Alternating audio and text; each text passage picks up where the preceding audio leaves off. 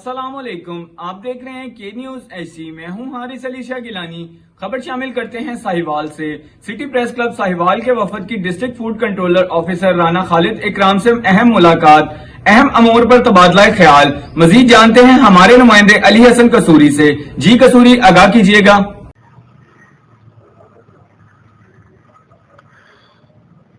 جی بالکل، Sahiwal city press club Sahiwal کے وفد کی district food control officer Rana Khalid Ikram سے اہم ملاقات ہوئی۔ وفد کی قیادت صدر پریس کلب حاجی وقار یعقوب و چیئرمین عرفان بشیر چوہدری نے کی۔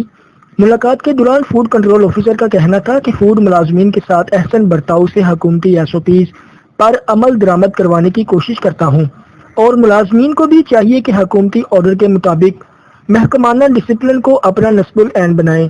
مزید سوالات کے جوابات دیتے ہوئے فوڈ کنٹرول آفیسر کا کہنا تھا کہ میرے متنازع ہونے پر میرا کوئی قصور نہیں، بلکہ میں تو فوڈ ملازمین سے صرف اعلیٰ افسران کے حکم پر محکمانہ ڈیوٹی کے ساتھ انصاف کی توقع کرتا ہوں، جو کہ ملازمین کے فرض میں شامل ہے۔